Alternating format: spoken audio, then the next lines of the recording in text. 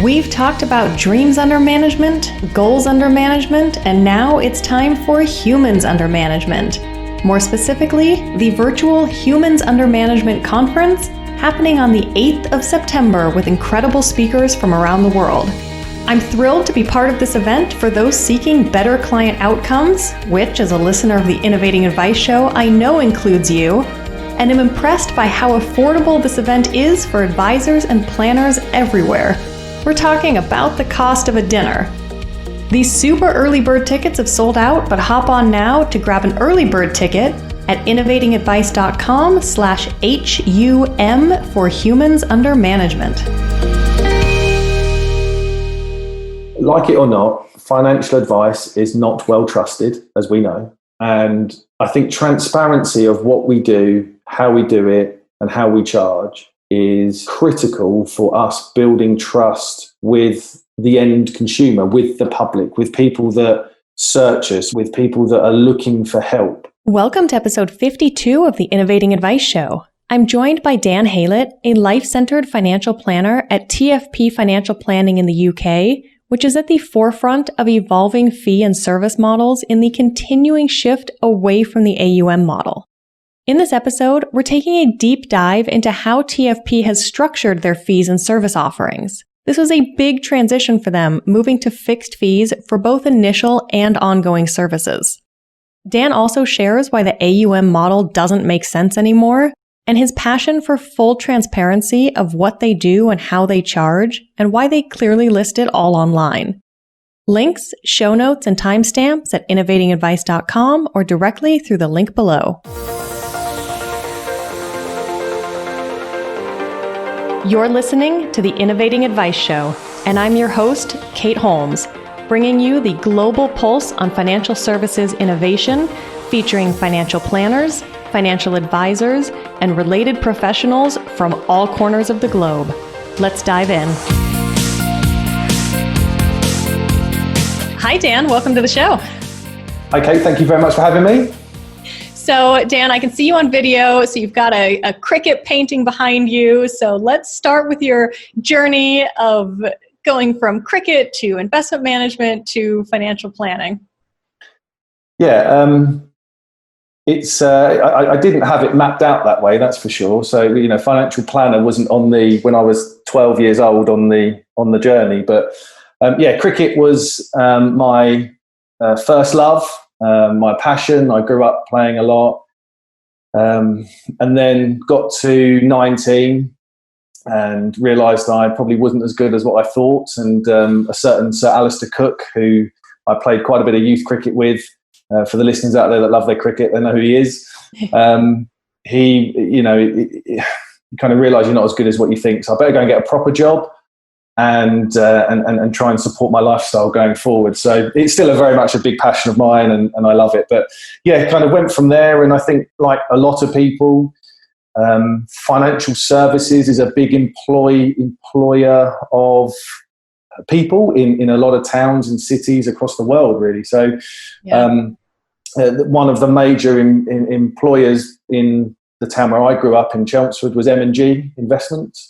And I went to work for them and got myself a proper job, and went at the start and right at the bottom rung of the ladder and worked my way up, and actually found something that I was enjoying. I consumed a lot of information, but really early on started dealing with financial advisors and speaking to financial advisors, and then progressed really from there for 12 years working for some of the biggest investment management houses in the UK, but progressing up, working with financial advisors across the country and helping them with their investment propositions, working through RDR in the UK, the Retail Distribution Review, and seeing how the industry changed massively, how the profession started coming about, and really got more and more interested in seeing the fantastic work some of the great financial planners were doing, and got to know their businesses really, really well. I also got to see a lot of the other stuff as well. So, there is obviously a lot of fantastic work, but there's also not a lot of fantastic work that goes on. And it really helped shape suppose what we're going to get into, my thoughts and understanding of how I think this should be delivered. Great financial planning should be delivered, and how I think it's going to be delivered in the future. And then had a fantastic opportunity, been thinking about it for the last 6 or 7 years, but I was definitely on the treadmill of life, and didn't really have the opportunity to jump off until a couple of years ago, when I got the opportunity to join a fantastic business with a couple of people that I've known for a number of years, and situation was right and timing was right, and delighted to make the jump into what is, I think, probably, we'll get onto this, but one of the most privileged jobs that is out there, really, and gone back to having a real sense of purpose, which I lost in the latter years of my investment management career. A real sense of purpose with work, and a real enjoyment of getting up every morning and dealing with my clients, and dealing with thinking about how to help and impact and change their lives. So I love my job once again. That's awesome. And especially since you've been on both sides, you know what it feels like to kind of feel stuck and not jumping out of bed in the morning and not thrilled with your work. I mean, how much more rewarding does it make now that you are in this role and you know what that other side feels like? I mean, do you just love it that much more? Oh yeah, absolutely. And it's really interesting because I think it's really helped shape my conversations with clients. I can see, and let's put age to one side. I mean, I'm just the right side of 40 at the moment. But, I'm dealing with, and we'll get onto this again, but I'm dealing with clients that are in the latter stages of their career that are thinking about stopping. But I see that in them as well. I'm on the treadmill. How do I jump off? Yes. And my emotions were the same. I connect with that emotional issues that they have a lot. So I went through it for a good 2 or 3 years of really struggling with work and earning decent money, but having no purpose, and it really shapes my conversations with clients as they, that was a big transition, and clients in their late 50s, mid 50s go through a big transition if they're thinking of it. So I know the feelings that it gives, and hopefully I portray that energy onto the clients as well to make those difficult decisions. Yeah. Well, Dan, you do have a lot of energy around a lot of topics, which I love, and lots of good things we're going to be diving into, as you mentioned. But one of the things you are super passionate about, as am I, is around fees. So let's start with spending a few minutes there. That can be a hot topic. It can ruffle some feathers. It's a really fascinating area to see the differences in opinion and where they come from. And I love it. I love seeing, where people are coming from, why they do what they do. And look, there's a client out there for everyone. Whatever your fee model is, however you feel about listing your fees or not, there's a person out there. So there's not necessarily a right or wrong, but anytime people have a lot of passion around a topic, it's good to dive into that. So let's start with, what is TFP's fee structure? Yeah, so we've gone through a big transition, and the other directors within TFP were very much starting this process before I joined, and so our structure for our new clients, and we're transitioning existing clients at a real pace, is fixed fees, and it's fixed fees for both initial services and ongoing services. And again, it's one of those, right? It is the tin hat on Twitter argument that you do, and I think you mentioned fixed fees versus percentage fees, and the world blows up. And I am passionate about it because I have seen through experiences that percentage fees just don't sit right for me when there's so many great words coming out of the financial planning profession now. Life's not a rehearsal, life first, money second, life-centered financial planning.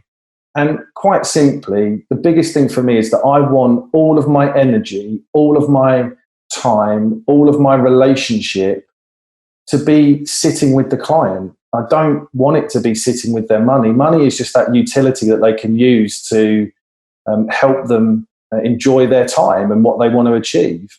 And percentage charging, no matter which way you package this up, percentage charging means that your relationship, or a decent part of your relationship, is with the client's money.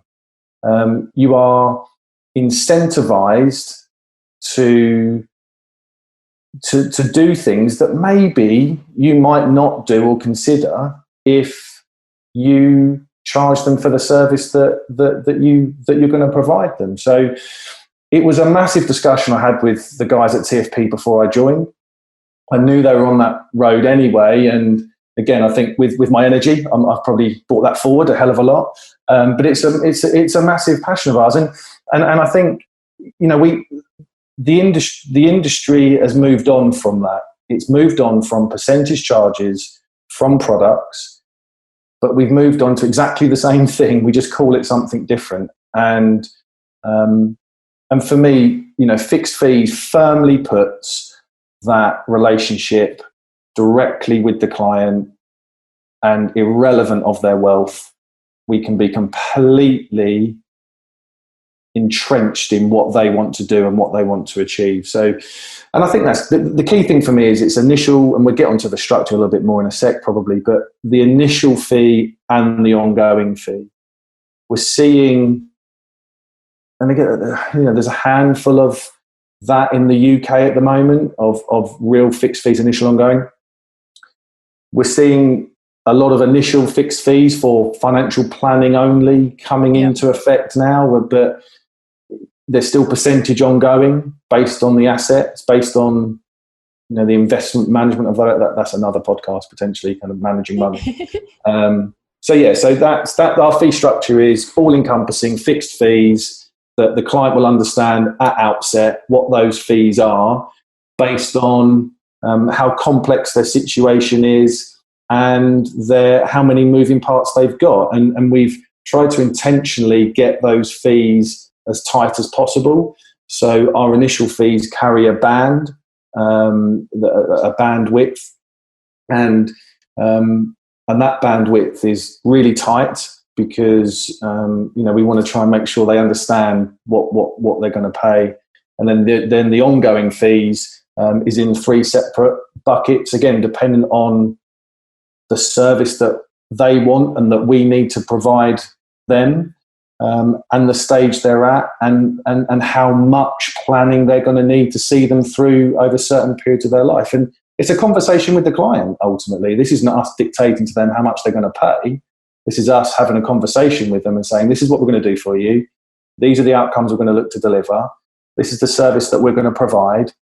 And these are the fees. And we speak to them and make sure that everyone's really comfortable before anything is signed. Yeah. So tons to unpack there, Dan. So I want to start, one of the first questions is, how do you handle investment management then? Oh, I shouldn't have said that, should I? So we, again, so my 12 years in that space, I mentioned the good, the bad and the ugly a lot. So I think there's even less good in the investment management space potentially. So, again, it has to be about the client's life. It has to be about their benchmark, not an investment benchmark. Our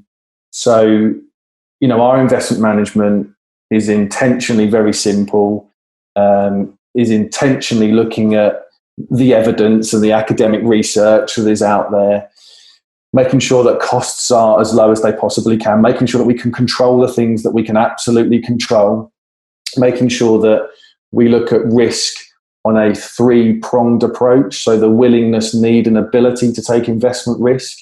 So, willingness is a questionnaire that, everyone seems to fill in now, but you see a lot of people filling in a questionnaire and then getting a portfolio that gives them a number that applies to what that is. And that's wrong. And there's a lot of problems with that are coming about. And then you talk about their need and ability, which is what you can demonstrate to them via cash flow planning or via conversations with them. So, making sure that they fully understand the risks and matching in the willingness, need and ability that they do that, making sure that they're diversified, making sure that they're disciplined. So, a lot of what we do is working with them on an ongoing basis and doing lots of scenario planning with them up front to show them a lot of what if planning scenarios around market corrections, around investment returns. Yep. So they're fully equipped to ultimately not do anything. And you know, you know, and I don't know how much proof needs to be out there before we stop talking about active fund management trading their way to returns. You know, don't do anything, and you're going to put yourself in the best position. I love reading a lot of behavioural books by Daniel Crosby and Brian Portnoy, and you know, and I love the behavioural side of things. And it's working with our clients to show them that yes, you're going to feel like this. Yes, you're going to want to sell it. But I'm telling you, you're not going to, because if you do, these are the things that could happen. So it's a discipline, staying the course, investment strategy that unless something fundamentally changes with their life, then there's no need to change course on this. So yeah, it's cutting through a lot of that with them, keeping it nice and simple. There is no magical unicorn that will help them in what they need to do to get returns, and making sure they just understand what they're doing and why it's a return on life, not a return on investment, and how they can be supportive of each other. And so that fee for doing that is all included. So regardless of if a client has £100,000 or £1 million, that investment management piece is part of that fixed fee. Yes. Yeah. All of that. I mean, the only thing the only other fee on there is obviously the fee of the funds that they're in. Yep. But ongoing management of an investment strategy, and we'll probably get onto this, but typically when we deal with someone that is in retirement, 55 to 60, that are still working, that are ready to press the button when they feel confident enough to do so, the first couple of years, as we know, is really important with the sequencing risk of return challenges that we have, and we've absolutely gone through that. I've had 2 clients retire in January of this year. Oh, wow. And so that in management of retirement income is hugely important to making sure that they have the foresight and the ability to keep continuing to live their life. We've done the scenario planning. We've put enough in cash. And again, there's lots of arguments about cash holdings. Yeah. But I'm a big fan, because I'm a big fan of cash, because it allows you to, in my experience, and our clients' experiences, it allows them to demonstrate the right behaviours. So putting 2 or 3 years worth of expenditure in cash allows them to make sure that the money that's invested stays invested and helps them with some of the longer term financial challenges you have in terms of later life care and all that stuff. So again, you get to that retirement point and it comes less and less about investment returns and more about, can I do more of the stuff I want to do?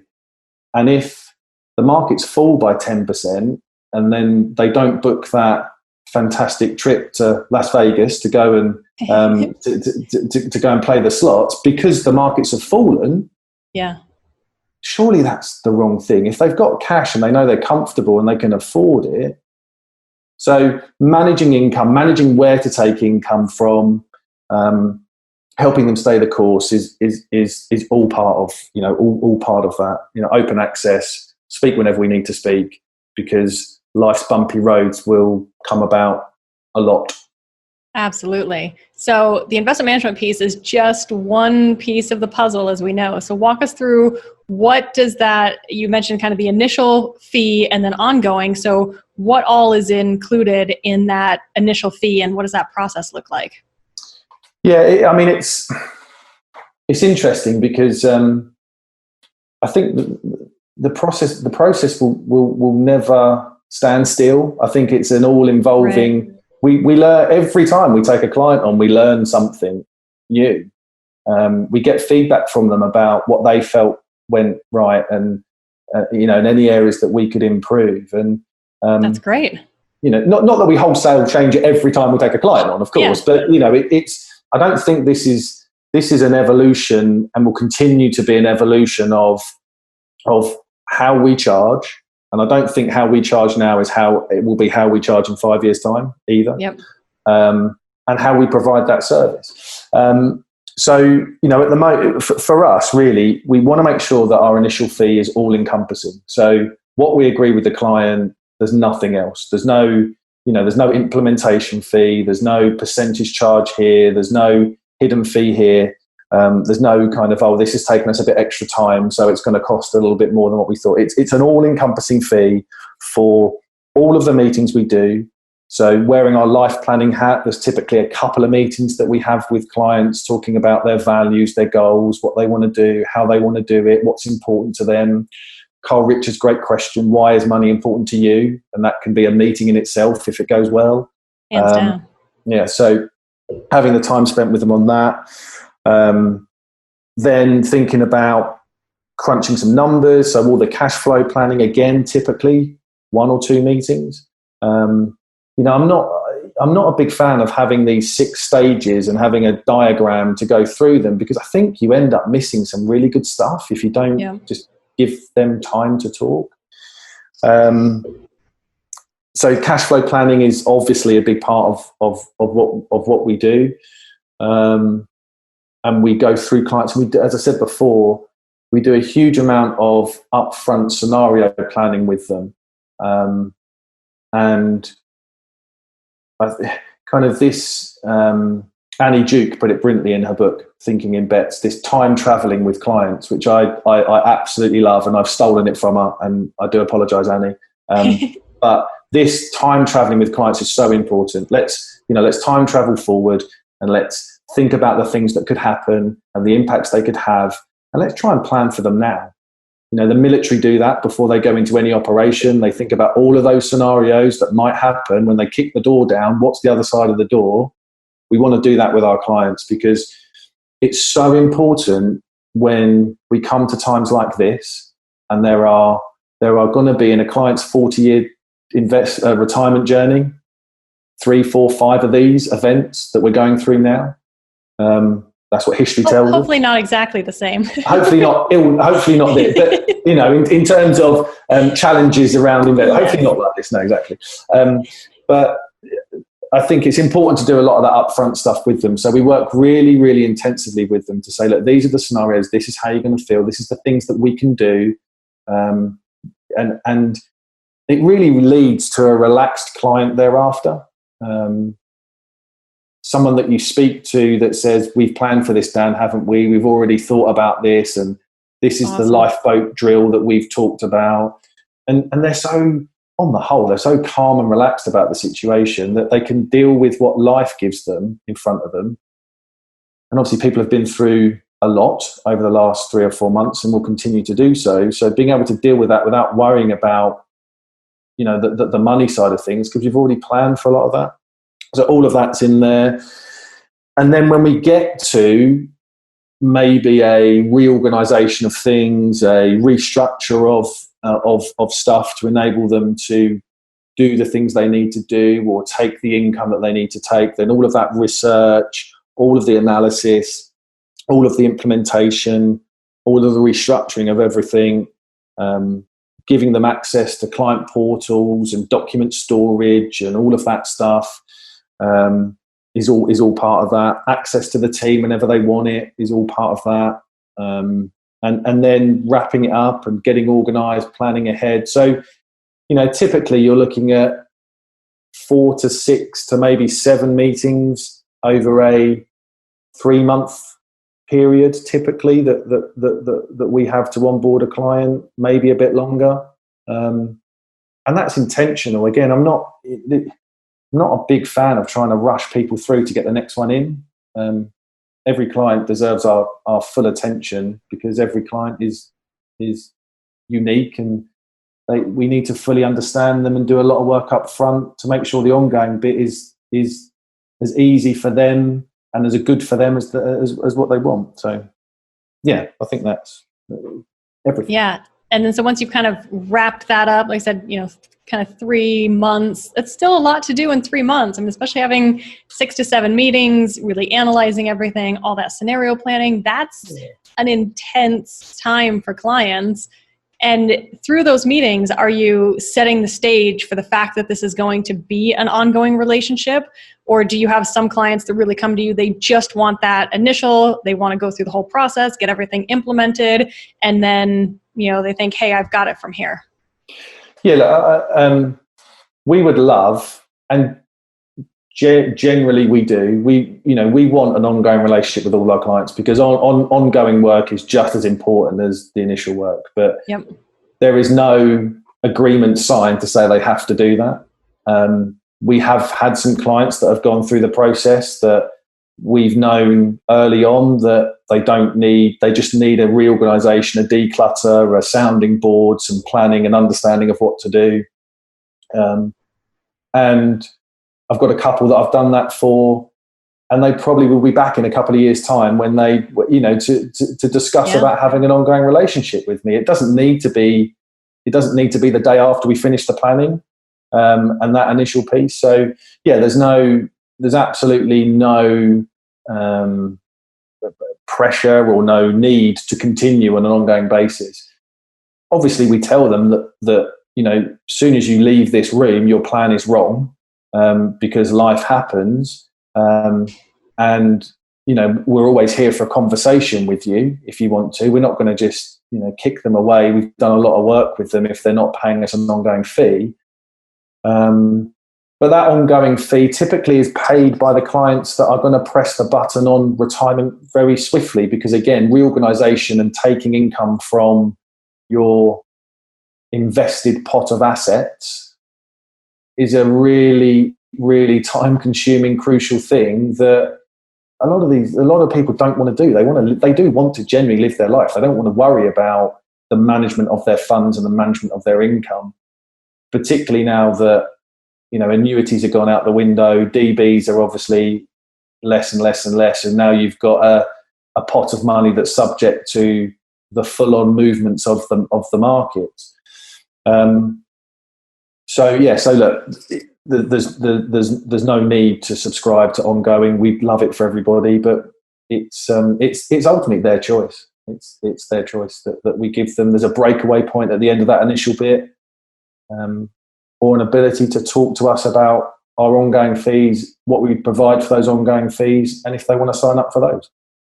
Yeah, and I'd say, just like you said, and I've seen it from a lot of other planners, that it's super common, I think, for people to go, yep, I need everything to get sorted, like we've got to get all this under control, and then, like you said, when life does happen, then they do come back and they've got that relationship, they know how to work with you, and they're ready for ongoing. And it doesn't even have to be heading into retirement. Life happens at every age. If you have, sick parents and young kids and you're changing careers and you're, tons of things going on, great opportunities for that ongoing fee there. And speaking of, you guys have 3 different tiers for your ongoing. So talk us through how you came up with those and what that looks like.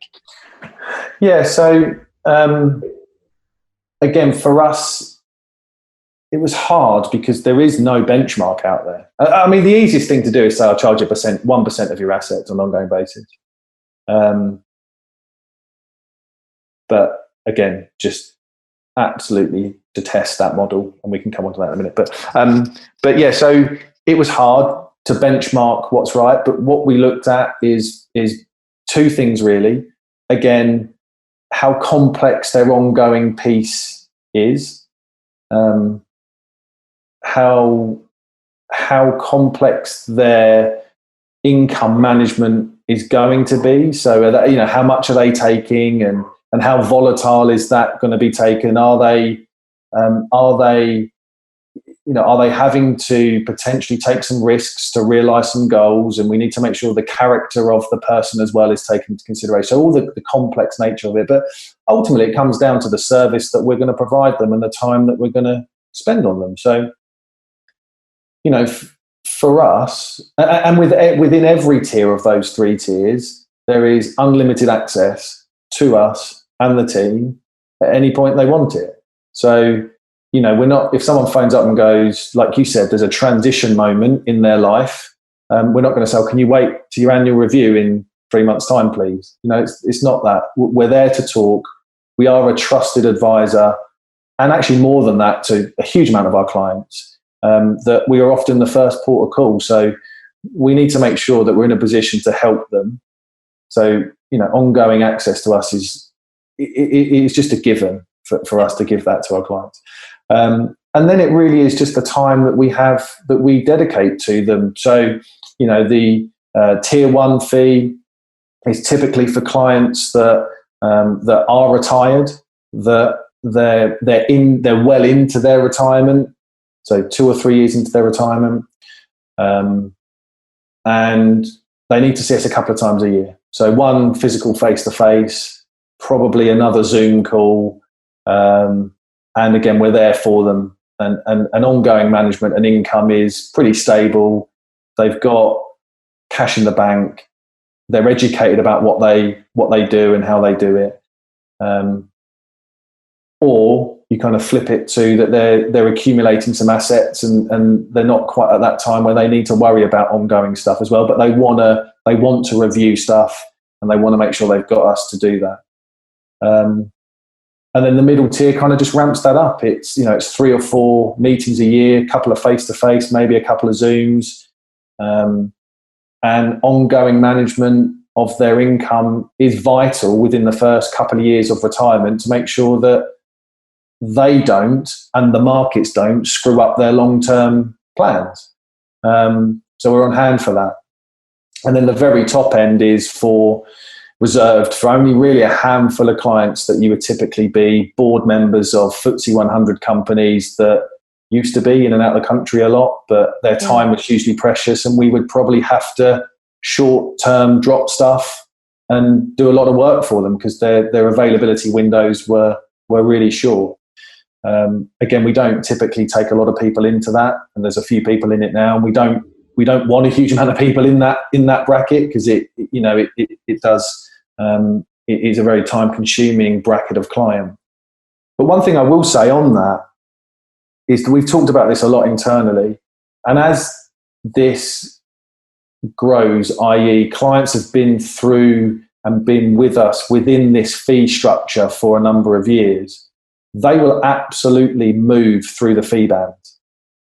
So, we see a client, a typical journey of coming into us, pushing the button within a year of working, going into a retirement of whatever description that is, making sure that we're on hand for them a hell of a lot within the first couple of years to get them on track and knowing what they're doing in the rhythm of retirement, because that's another big thing. People can't get in the rhythm sometimes, and they need to make sure that they're comfortable and confident with that.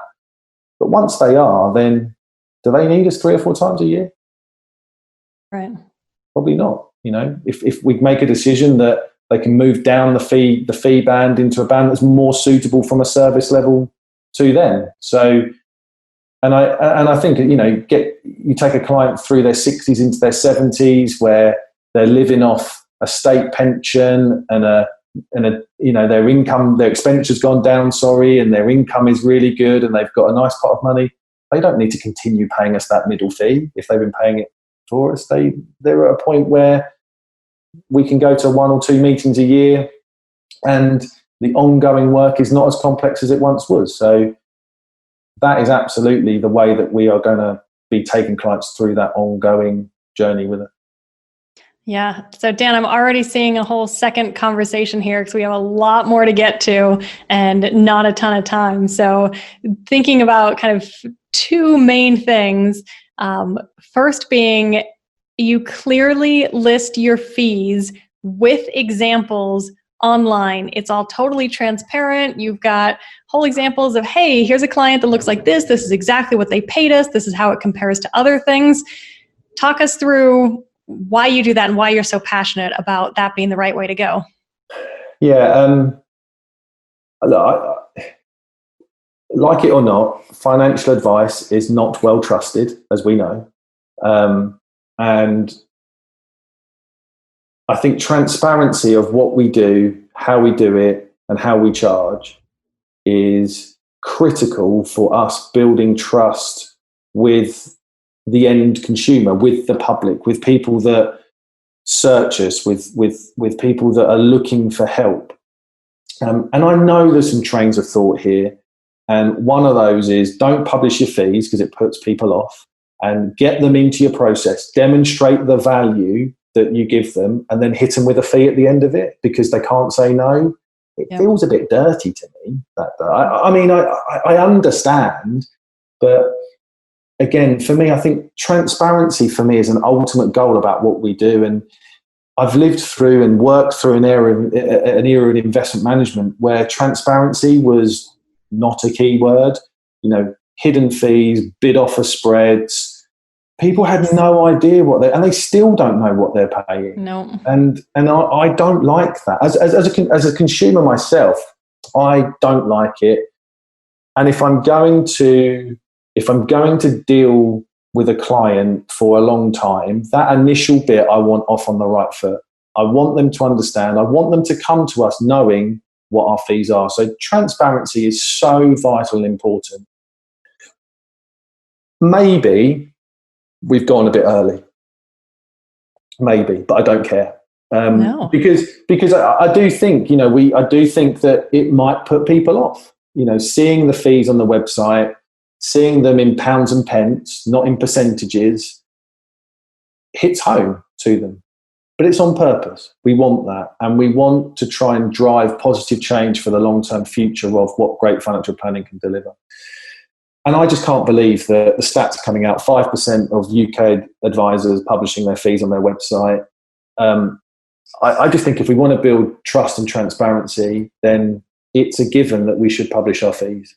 Again, look, my opinion, no right or wrong answers, but and I think trying to give people some context around those fees. So here's some examples. Here's the people we've dealt with. Here's the kind of fee that they paid. Helps people understand the work that we do. We've got client videos on there as well to try and help put into context what those, what they've done, how they've done it, the outcomes that they've got. Because it is one of the hardest things to demonstrate, the outcome of a fee that you pay. So, and in those examples, you're actually comparing it to, hey, if this person was paying an AUM fee, an average AUM fee, this is the actual pound and pence that they would pay in that situation. And I think a lot of clients do understand if you're paying that, oftentimes, not always, but oftentimes, then that relationship is focused mostly on the investment side, not on everything you've been talking about, what is your purpose in life planning, and all that. Yeah, agreed. And again, I want everything I do to be centered around the client. I want to be everything that I do to help to try and be controllable. I don't want to charge a fee on something. And actually, if you think about this for a moment as well, Kate, a business model based on a fee coming in from an asset that can go down as well as up. Yeah. I mean, the longevity, we've actually had a client say this to us 18 months ago about when we talked about fixed fees versus percentage fees, a new client that come on board and very savvy guy. And he said something along the lines of, is that a long-term sustainable business model if markets go down a lot and if you've got a lot of clients that are drawing an income whilst the markets are going down, etc. It's these kind of things that are you going to be able to provide a service to me at a time when I really need it, when things might not be going or things will be going against you in terms of your remuneration and your business income. So I think it's so important that they understand what they're going to pay. So important, and trying to get that into context is hugely important as well. It is. And one of the conversations we've also had is that alleviates the fact that in the traditional AUM model, so often the wealthy are getting overcharged and those with lower assets are getting undercharged compared to the actual service that they need and the conversations and, the actual work that the advisors are putting into those relationships.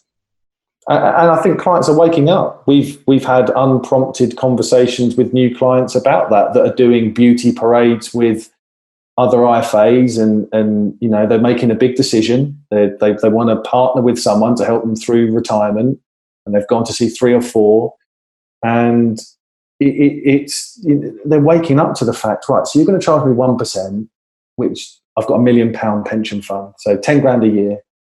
What's the guy that has £300,000 pay you?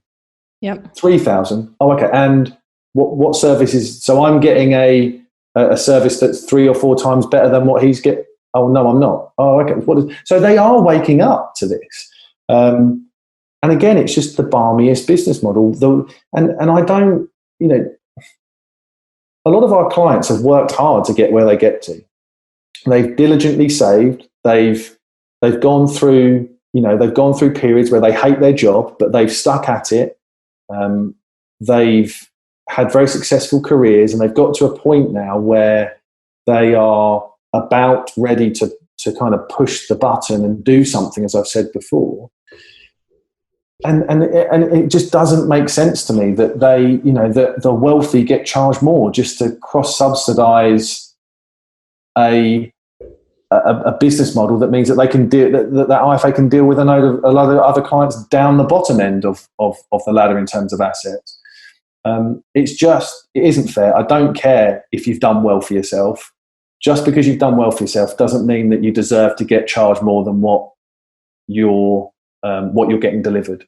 And so a fee for service is so important, irrelevant of wealth. I don't care how much you've got. If this is what we're going to provide you as a service, this is what that service costs us to provide, and for us to continue to keep the lights on, and for us to continue to be here for you and your family for the next 20, 30, 40 years. And yeah, so I think, and more people are waking up to that. So it's huge. And then on that, as you rightly said, Kate, the people with not so many assets, I don't even think they get underserved. We know that they're undercharged. They get underserved. They're not even getting served. And it's a real big problem, isn't it? It is. And I am sitting here outlining, Dan, we're going to have you on because we are going to chat about, so how are you helping those people who have traditionally been underserved? You've got some thoughts around retirement, and you've mentioned a lot how you guys work with people on retirement. That's a whole conversation. And I know that listeners and I am super curious on, you mentioned early on how you are transitioning clients to this new fee model. And that's a big question as people are starting to evolve their fee models. How do you bring clients along the way, in addition to your thoughts about evolving the profession and what we can all do better? So if you're up for it, Dan, I would love to have you on again because lots more to talk about. And in the meantime, any final thoughts for listeners? Yeah, absolutely. Look, we'll do this again. Lots more to talk about, so I'd love to. Look, I think for me is that I've known for ages that great financial planners have a very privileged position in our clients' lives. I now know even more so, seeing the whites of their eyes and the emotions that they go through and the feedback that we get. We have such a privileged position that I just want really, for us to get together and think about this wonderful profession that we're in, take it forward, develop with the times, and almost kind of don't think about, to evolve your service, ethics, fee model, etc. Don't just say it. And I think there's many people that you've had on here. There's, people are saying they're doing one thing but not doing it. I think we're in such a privileged position, and we need to absolutely take advantage of that, particularly what we're going through now. We can be such a valuable resource, trusted advisor, trusted friend for people to help them get through this and prosper on the other side. Yeah. Well, Dan, thank you for your time. Thank you for your passion. Thanks for everything you've shared around fees, for the work that you guys are doing and how it can help influence others. And I'm with you. I'd love to see, 5% of advisors in the UK that share their fees online. That might even be high if we factor in the global community. So I'm totally with you on building transparency and trust there. So we're on the same page. Thank you so much, Dan. Thank you, Kate. Pleasure. Thanks for listening to the Innovating Advice Show. I'd love to hear your thoughts, so make sure to connect with me on LinkedIn and shoot me a thought or two. Link to my profile is right below. Stay safe, stay well, and I look forward to hearing from you.